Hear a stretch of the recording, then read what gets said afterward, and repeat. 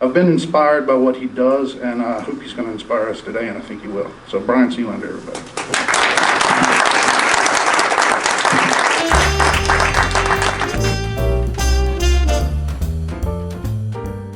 So I had a whole thing that I was going to talk about, but then I saw Dr. Winter's compassion fatigue in the back.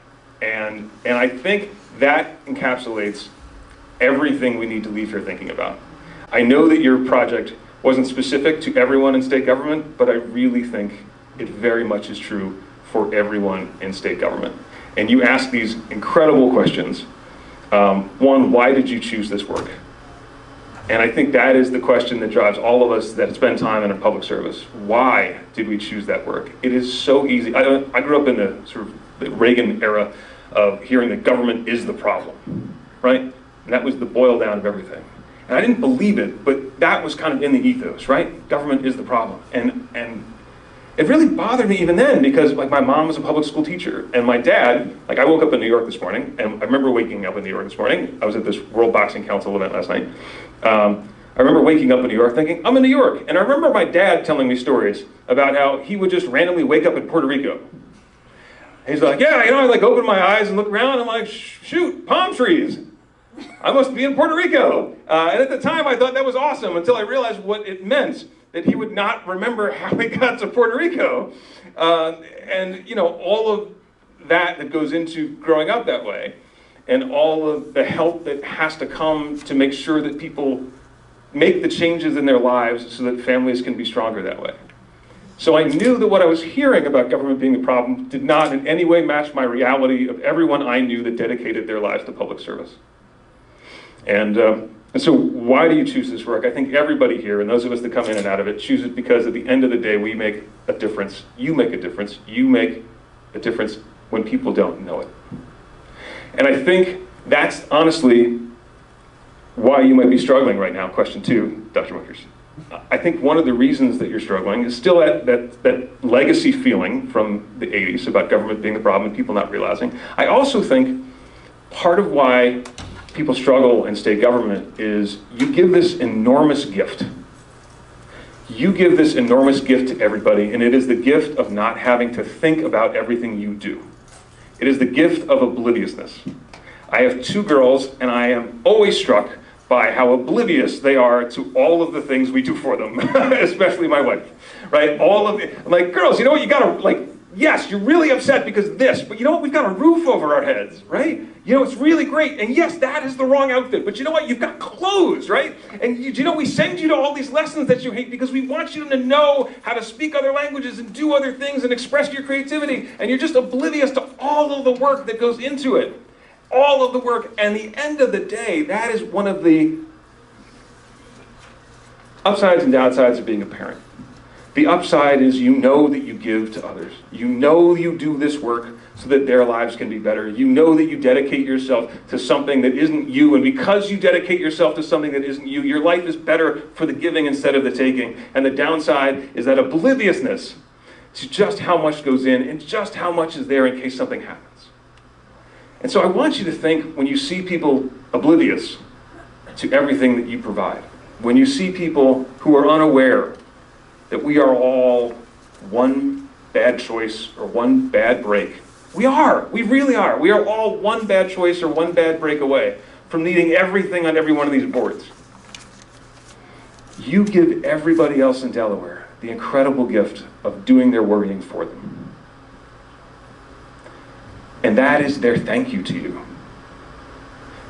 Their not even knowing to say thank you in some ways is their saying thank you. Because it means they know at the very core of themselves that when that bad break happens, or when that choice that seemed to make sense turns out not to, you've got their back. You're there for their parents, you're there for their kids, you're there for them. And it's their lack of thank you in some ways that is the greatest reminder of just how good you are at your jobs. The last question is, why do you keep doing this? Hopefully that answers that. I know I'm the only thing between you and lunch. I'm happy to talk at length and tabla drum for you. I picked up some of that. Can you karaoke? I am pretty good, actually. You know, I once opened for Arlo Guthrie, which was, I was like randomly, I was a Carper's communications director, and there was this like meditation retreat, because I'm like lefty, liberal kind of guy. And I was just playing guitar around a campfire with this other guy, and then this person runs over and goes, Brian, guess what? I'm like, what? He's like, Arlo Guthrie's playing tonight. I'm like, yeah, I heard. He's like, you and I are going to open for him. I'm like, what? He's like, yeah, there's a couple songs he wrote that he doesn't want to sing. And I'm like, so wait, so one, what? And two, we're going to sing Arlo Guthrie songs before Arlo Guthrie goes on? He's like, I know, pretty awesome, right? So anyway, yeah, I'm happy to, yes, I'm happy to karaoke too if you want. No idea where I was going. Ah, yes, okay. So the good news is, I think the generation of government is broken is ending. I'm on the board of two national nonprofits. One is called the Hugh O'Brian Youth Foundation, and we take, no way, amazing. So it's great, right? It's just so great. So we take the sophomore with the most leadership potential in every high school in America, and we bring them together. And we say, you know what?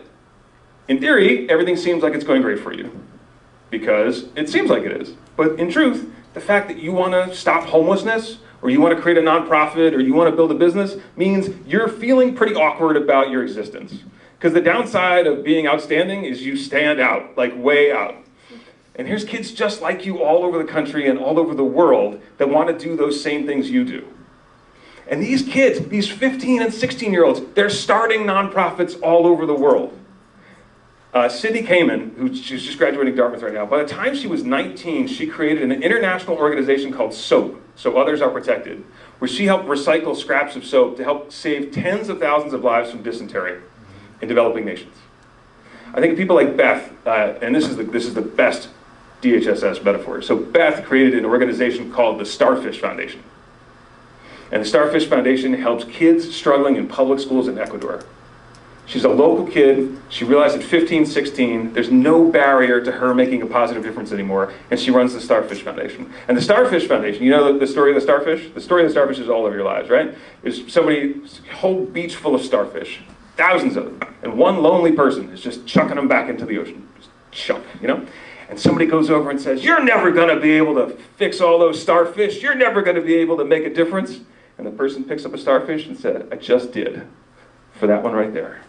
So there's this whole generation of people that want to do it. And this group called DoSomething.org, which I've been involved in, they get kids to write letters to nursing homes, they get kids to write letters to veterans, they get kids to donate jeans to various outlets, because jeans are the thing homeless kids need most, because you can wear one pair of jeans 7 days in a row and people don't know. So these kids donate their jeans, and then we worked at this duo, Aeropostale gives them like $10 off too, so there's ways to combine the private sector. And I'll tell you, all of these kids have these great nonprofit ideas, and so much of what they want to do, you already do. So much of I was at a venture fund for a while, and so many of the pitches we got were just people who wanted to build companies that you already do for a living. I want to help like senior citizens be healthier. I'm like, you know what, there's folks at DHSS that do that. Like, I want to help improve the positive affect of people in the workplace. I'm like, there's people at DHS that do that, right? I want to build a company that's $10 million in revenue. I'm like, that's a Thursday at DHSS. Yeah. I'm one of the, look, my last company's worked out really well so far, but like the Inc. 5000, like fastest growing companies in America, DHSS dwarfs like 4,950 of them. Like what you do, if people recognized the size, scope, and impact of what you did, you would all be Fortune 100 people. Absolutely. And I think part of our journey, maybe those of us in the private sector who do this can help that lesson too. Anyway, the last story, not two more. Governor Markell gives his first State of the State. These folks come up and they look like terrible. I mean, not like physically terrible. I mean, they're very attractive people, but they show up and they look ashen, they look like clammy, they look very stressed, and they walk in to the office and we're like, can we help you? And they said, we are here from DHSS. We're like, cool. What'd you think of the speech? And they said, we didn't have a chance to hear it because there's the possibility of a global pandemic about to break on the University of Delaware campus. I said, well, that's a good reason to skip the speech. And then the entire day gets hijacked again. And you know what? Because I had the benefit of not worrying about it, because I had that benefit of not thinking, on a random Tuesday, what happens if a global pandemic comes from Mexico and decides to hit the University of Delaware campus and affect potentially tens of thousands of people? Because I was free from worrying about that, I could do my job, but damn it, I was grateful that people at DHSS were thinking about it, because within a few hours, University of Delaware's gym had been converted into a mass quarantine zone if needed. People had been mobilized to vaccinate all over the state. Within like minutes, DHSS had total control of the situation. Total control of the situation. And I thought, man, these are things, I mean, we were still new, right? Like, these are things I didn't even know were going to happen, and I'm so grateful that everybody did. So that's like macro scale. Thank you for being able to solve global pandemics quickly. The last one, so I have this very much like, hey, why not thing, right? So I had a friend that was in China for a while. She graduated Princeton, went to teach English in China. She was at this thing, somebody comes in and goes, did anybody here go to a great school? She raises her hand, she's like, I went to Princeton? I'm like, good, you're the new English tutor to the most famous actress in China. And she's like, okay. So I would get these updates from Felicia, like, you know, oh yeah, I'm like filming this Hero with Quentin Tarantino, and like, oh hey, I'm at Shaq's house, like translating, you know. And after a couple of years, I'm like, hey, random, but my friend who wasn't supposed to win, he's the governor of Delaware. And it would be really cool if we had somebody in the office that spoke Mandarin. So any chance you want to move back to America and come to Delaware? And she's like, a friend of mine, said, yeah, why not? So Felicia comes and starts working in Delaware and helps us up-level our social media game. And she's checking one day. She goes, Brian, come here, you gotta see this. And it was a mom who sent us a note about her daughter, Rachel. And Rachel wanted to grow up to be governor of Delaware. And I'm a big fan of that idea.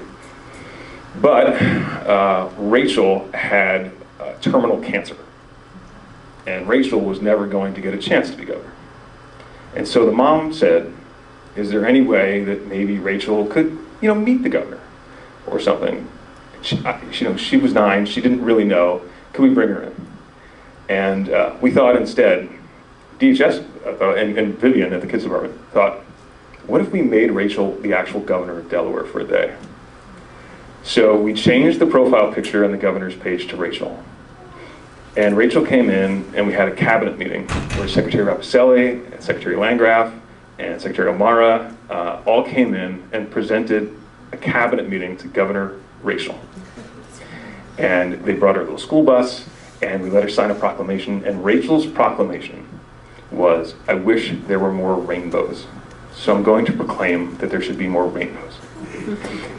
And this is the state that we live in. This is what's so wonderful about Delaware, right?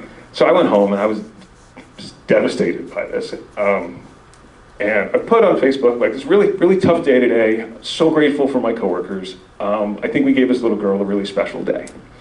And she wants there to be more rainbows. And that's sort of breaking my heart, but like, you know, that's the story.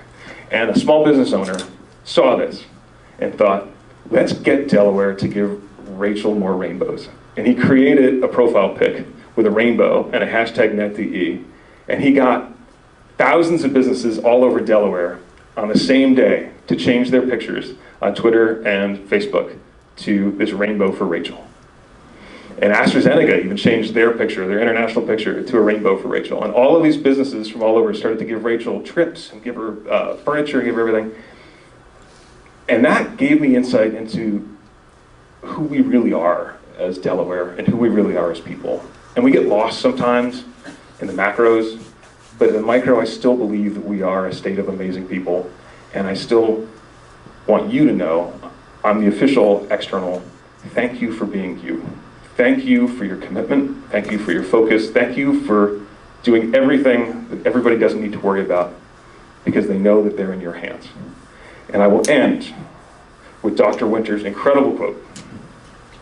It was a really great presentation that you did, but it was, you can return to the core of your passion, accompanied by the wisdom of your experience.